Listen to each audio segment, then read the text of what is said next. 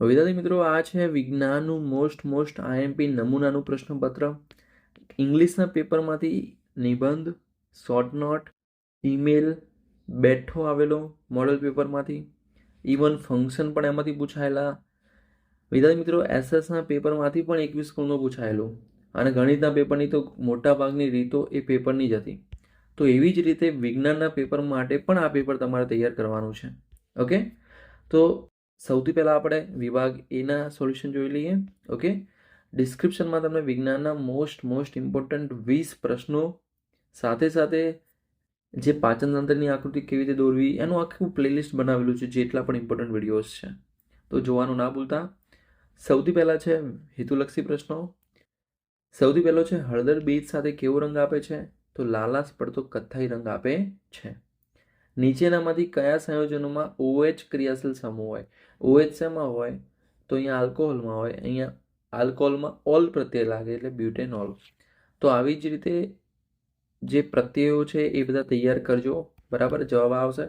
પણ જે આ પ્રત્યયો છે, આલ પ્રત્યય છે, અહીંયા ઓન કીટોન છે, પછી એનું જે અણુસૂત્રો હોય એટલે કે OH છે, COOH છે, એ પણ તૈયાર કરજો, પૂછાય છે.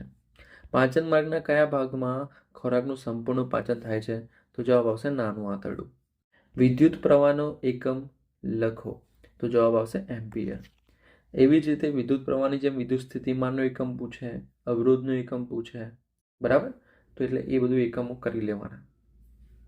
આ જે પ્રશ્નો છે ને એના આધારે તમને ખ્યાલ આવે કે ભાઈ અલગ ટાઈપના આવા કેવા ક્વેશ્ચન બની શકે, તો તમારી ઓછી મહેનતમાં તમે સારા ગુણ મેળવી શકો, બરાબર? ત્યારબાદ 5મો ક્વેશ્ચન, શબ્દકોશમાં જોવા મળતા નાના અક્ષરને મોટા કરીને જોવા તો શું જોઈએ? બહિર્ગોળ લેન્સ. પ્રેસ બાયોપિયાની ખામી ધરાવતા વ્યક્તિ કયા લેન્સના ચશ્મા પહેરતી હશે? તો જવાબ આવશે બાયફોકલ. હવે જે ખાલી જગ્યા પૂરવાની છે, આલ્કેન સમાનધર્મી શ્રેણીનો પ્રથમ સભ્ય. તો શું આવશે? પ્રથમ સભ્ય કોણ હોય? મિથેન હોય. ત્યારબાદ શોર્ટ સર્કિટ વખતે પરિપથમાં વિદ્યુત પ્રવાહનું ખૂબ જ મૂલ્ય શું થાય? વધી જાય છે. ઓકે, ખૂબ જ વધી જાય છે. ઉરોદર પટલ ખાલી જગ્યા તંત્રનું અંગ છે, તો અહીંયા આવશે શ્વસન. પિતૃઓના લક્ષણો જનીનમાંથી પ્રાપ્ત થઈ સંતતિમાં ઉતરી આવે છે. એક ગોળીય અને એક પાતળા ગોળીય લેન્સની દરેકની કેન્દ્ર લંબાઈ કેટલી છે? અહીંયા એરર આવે છે કે એક જ સેકન્ડ, આપણે ક્લોઝ કરીને અથવા ઓકે આવી ગયો, પરફેક્ટ. કંઈક ઓકે, ડન. તો એક ગોળીય અરીસા અને એક પાતળા ગોળીય લેન્સ દરેકની કેન્દ્ર કેટલી છે? ઓછા 15 સેમી છે. તો બંને કેવા હશે? તો બંને હશે અંતર્ગોળ. ઓકે, ત્યારબાદ ખાલી જગ્યા ધાતુ પ્રવાહી સ્વરૂપે છે, તો કયો? પારો. કયો આવશે? પારો. ઓકે, હવે નીચે આપેલા વિધાનો સાચા કે ખોટા? શીશુ, કોપર, ચાંદી જેવી ધાતુ પાણી સાથે સહેજ પણ પ્રક્રિયા કરતી નથી. તો ભાઈ કરે, એટલે અહીંયા શું આવશે? ખોટું આવે, આ કે ખોટું છે. લેશમાનિયામાં પ્રજનન દ્વિવિભાજન દ્વારા થાય, ખરું. જો અહીંયા બીજા બી જે પ્રજનનના છે ને કે ભાઈ અણુઓમાં કેવી રીતે થાય, પછી પેરામિસિયમ, મતલબ જે પણ ઓપ્શન છે, ઉદાહરણો છે, એ તૈયાર કરી લેજો. એક ગુણ તમારો પાકો એમાંથી. કીકી આંખમાં પ્રવેશતા પ્રકાશની માત્રાનું નિયમન કરતી નથી. તો જવાબ આવશે ખરું. ખાટા દહીંમાં એસિટિક એસિડ હોય છે, તો જવાબ આવશે ખોટું. લેક્ટિક એસિડ હોય. ત્યારબાદ રુધિરમાં શર્કરાની માત્રાનું નિયમન કયા અંતઃસ્ત્રાવ દ્વારા થાય છે? તો જવાબ આવશે ઇન્સ્યુલિન. ઓકે, હવે મેન્ડલના વટાણના પ્રયોગમાં બીજી પેઢી દરમિયાન મળતી સંતતિના બંધારણમાં TT, capital T, small T, TT છે. તો આમાંથી પ્રભાવી બંધારણ કયું રહ્યું? તો પ્રભાવી થાય ટી, કેપિટલ ટી છે ને એ પ્રભાવી છે, અને જો અહીંયા ટીટી અને આ ટી એ પ્રભાવી, અને પ્રચ્છન્નમાં આવશે સ્મોલ ટી. ઓકે, નીચેનામાંથી બંધ બેસી ન હોય તેવી જોડ લખો. તો કઈ આવશે? તો અહીંયા છે કનિનિકા અને સ્ફટિકમય લેન્સ. ઓમના નિયમનું ગાણિતિક સૂત્ર લખો. તો V = IR અથવા R = V / I, અથવા તમે I = V / R પણ લખી શકો. બધા સાચા છે. ઓમનો નિયમ પણ કરજો, મોસ્ટ ઇમ્પોર્ટન્ટ છે. ઓકે, હવે જોડકું જોડવાનું છે. ઓક્ઝીન તો શું આવશે? પ્રકાંડની વૃદ્ધિમાં મદદરૂપ થાય છે. એબ્સિસિક એસિડ તો વૃદ્ધિ અવરોધે છે. ત્યારબાદ દ્વિતીય પોષક સ્તર, તો શું આવશે અહીંયા? અને તૃતીય પોષક સ્તરમાં શું આવશે? તો જો ઉત્પાદકો તો હોય નહીં, કાં તો પ્રાથમિક અથવા દ્વિતીય ઉપભોગી છે. તો દ્વિતીય પોષક સ્તર શું છે?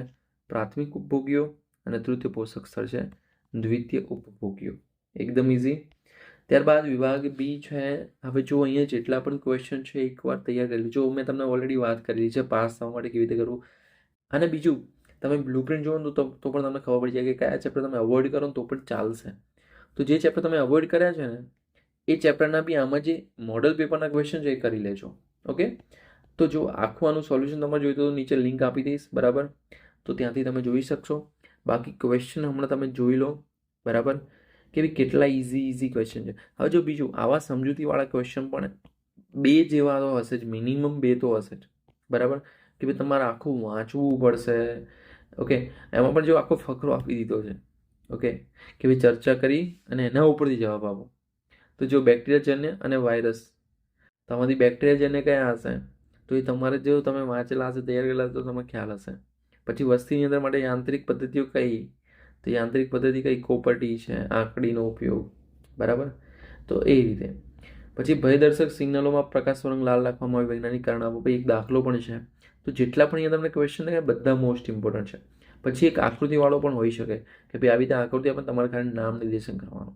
ઓકે, એટલે આકૃતિઓ પણ જોઈ લેજો, બરાબર. જેટલી પણ આકૃતિ બધી ઇઝી જ છે અને મોસ્ટ ઇમ્પોર્ટન્ટ જ છે. ખાસ કરીને 5મા ચેપ્ટરની. પછી ચેતાકોષ હોય, માદા પ્રજનનતંત્ર હોય. પુરુષનું પ્રજનનતંત્ર દોરવાનું નહીં પૂછાતું, પણ આકૃતિ પૂછાય છે. ઓકે, એના પછી બીજું એટલે દોરવાનું એટલે નથી, માદા પ્રજનનતંત્ર દોરવાનું પૂછાય અને પુરુષ પ્રજનનતંત્ર માટે ને તમારે નામ નિર્દેશન પૂછાય, કદાચ તમને આપી દે નામ નિર્દેશન કરો, બરાબર. પછી ગાળણ એકમ આવે ને એ પણ નામ નિર્દેશનવાળો પૂછાયેલો છે એકવાર એકમ કસોટીમાં, બરાબર. તો આ બધા ક્વેશ્ચન્સ છે, તમે જોઈ શકો છો. ઓકે, તો આટલું કરી લેજો જલ્દીથી અને ઓલ ધ બેસ્ટ એક્ઝામ માટે. આઈએમપી ક્વેશ્ચન જોતા હોય તમારે તો નીચે તમને ઓલરેડી આપેલા જ છે, વિડીયો મળી જશે આપણી ચેનલ ઉપર. ઓકે, તો ફરી મળીએ નેક્સ્ટ વિડીયોમાં. ત્યાં સુધી ગુડ બાય, ટેક કેર.